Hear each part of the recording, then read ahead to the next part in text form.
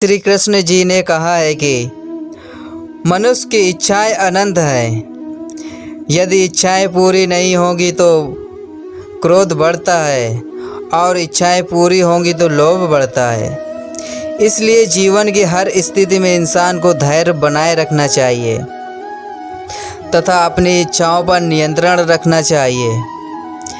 इंसान को मोह माया में पड़कर अपने कर्तव्य को नहीं भूलना चाहिए।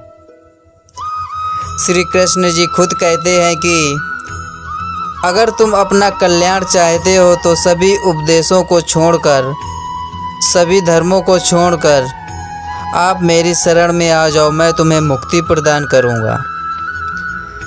कृष्ण जी ने अर्जुन से कहा, मैं सर्वज्ञ हूँ, मैं इस सृष्टि का रचनाकार हूँ, मैं भूत वर्तमान और भविष्य के सभी प्राणियों को तथा उनके विचारों को जानता हूँ, किंतु वास्तविकता में कोई मुझे नहीं जानता है, ना ही समझता है। परिवर्तन ही इस संसार का नियम है। पूर्ण लग्न के साथ अपना कार्य करो, लेकिन उसके फल की इच्छा मत करो, क्योंकि जब आप फल की इच्छा करते हो तो आप अपने कार्य में पूर्ण रूप से समर्पित नहीं हो पाते हैं। गति के लिए चरणों पर ध्यान देना आवश्यक है, किंतु आगे बढ़ने के लिए सदैव आचरण पर ध्यान देना चाहिए। वो इंसान मूर्ख है जो प्रेम को बकवास कहता है। प्रेम इस दुनिया की जड़ है जिससे पूरी दुनिया का निर्माण हुआ है। अपनी इच्छा की शक्ति से अपने आप को आकार दें और अपने आप को कभी भी किसी से नीचा मत होने दें। श्री कृष्ण जी ने कहा है कि मेरे लिए कोई घृणित नहीं है और ना ही कोई प्रिय है, ना कोई निर्धन है और ना ही कोई धनी है।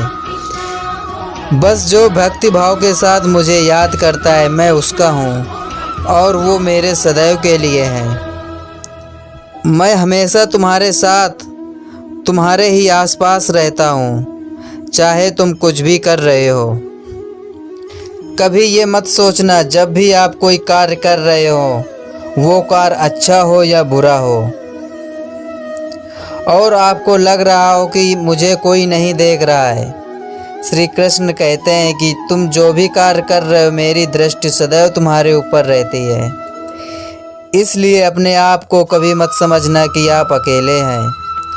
आपके साथ श्री कृष्ण जी सदैव रहते हैं।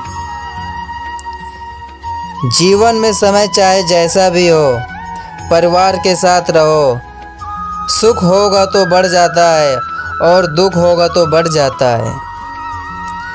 अपने जीवन में कभी भी किसी को ना आनंद में वचन दें और ना क्रोध में उत्तर दें और ना ही दुख में कभी निर्णय लें। मैं ही इस दृष्टि का रचना करता हूँ, मैं ही इसका पालन पोषण हूँ और मैं ही इस दृष्टि का विनाश करता हूँ। जो कुछ हुआ अच्छे के लिए हुआ, जो हो रहा है अच्छे के लिए हो रहा है और जो होगा अच्छे के लिए ही होगा। इसलिए हमें सदैव सकारात्मक रहना चाहिए और हमें अपना कार्य करना चाहिए।